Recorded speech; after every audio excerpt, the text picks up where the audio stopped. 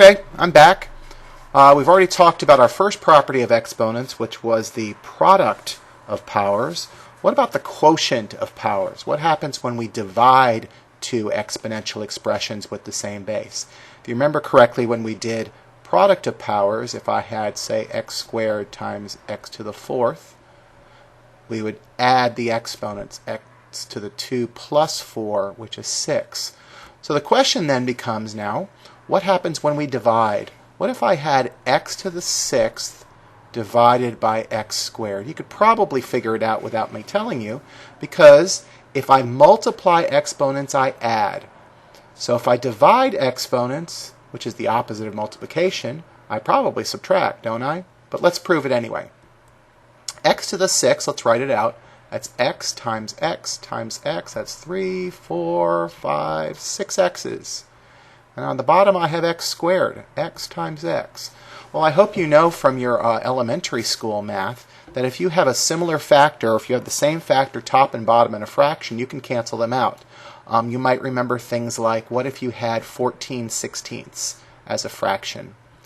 2 times 7 over 2 times 8. You could eliminate these 2's, and you would reduce that fraction to 7/8. So anything that appears top and bottom, any factor, in other words, anything that's multiplied, can be eliminated. So in this case, you'll notice, I hope, that we have an x top and bottom here, and an x top and bottom here. So what am I left with? I'm left with 1, 2, 3, 4, x to the 4th, and it's over 1, so it's just x to the 4th. We don't write over 1, that's understood. And I hope you can see that 4 is simply 6 minus 2. 6 minus 2 gives us the 4. So if we wanted to write this as an algebra rule, we could write x to the a over x to the b equals x to the a minus b. That's our algebraic way of writing this quotient of powers rule. And it simply says that if you have two exponential expressions that have the same base, in this case x, you simply subtract their exponents. Okay? Let's do a couple more examples, then we're going to throw a curveball in here. What if I had a to the 10th over a to the 7th? Well, our rule says that it's going to be a to the 10 minus 7, which is a to the 3rd. Pretty simple, right? Yep, sure is. What if we have more than one thing? Let's say we have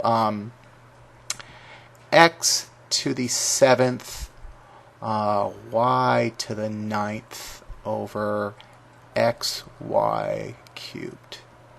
Make sure you're only dealing with similar bases or like bases. Okay? So let's deal with the y's first. I'm sorry, with the x's first. Doesn't really matter which one we do first, but let's do this one first.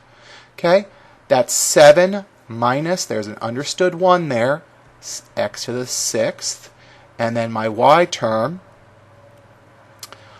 y to the 9th over y to the 3rd, 9 minus 3 is also 6. So my answer would be x to the 6th, y to the 6th. Now some of you may be asking, and it'd be a good thing to ask, well, what happens if the bigger one's on the bottom? Well, what does happen when the bigger one's on the bottom? Let's take a look at it. Let me take that, my very first example, and flip it upside down. And let's write out our x's again, just like we did before.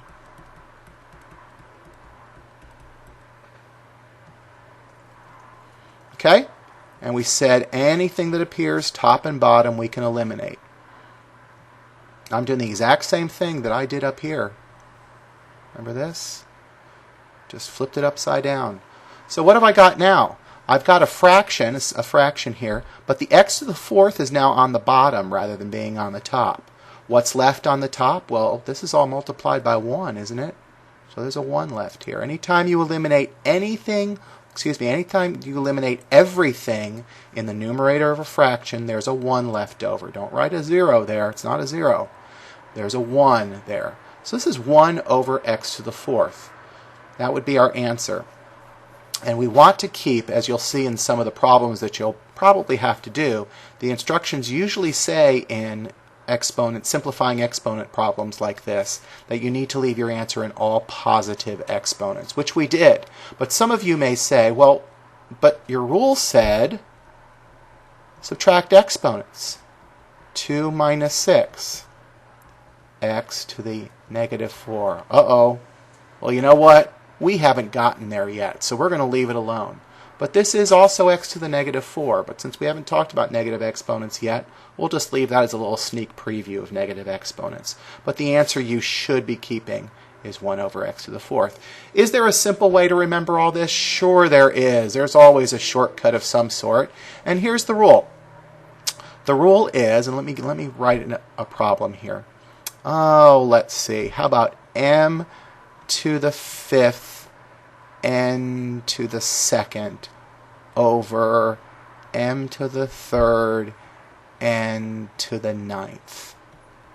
Here's what you're going to do. You're always going to subtract the smaller number from the bigger number, and the answer you get, leave that answer on the side of the fraction where the bigger exponent was.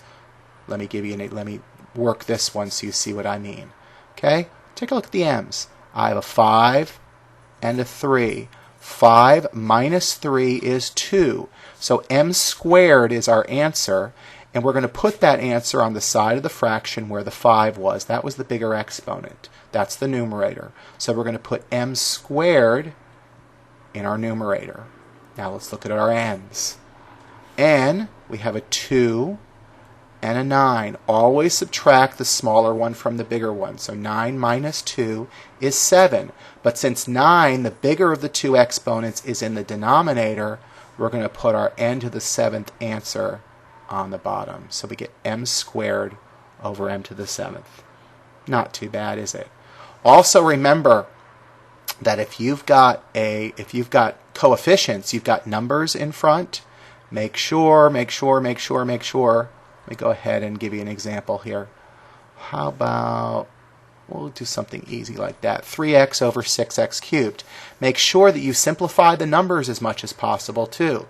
This is 3 over 6. You should know that 3/6 is 1/2, right? 1/2. Okay? And then I've got my x's to deal with the same way I just talked to you about. And that's a 1 there and a 3 there. 3 minus 1 is 2. And since the 3 was the bigger exponent, we're going to leave that x squared answer, that x to the 2nd answer, on the bottom. There you go. Not too bad. All right, we'll be moving on next to our power of a power rule. That's our next little exploration of the properties of exponents. Thanks.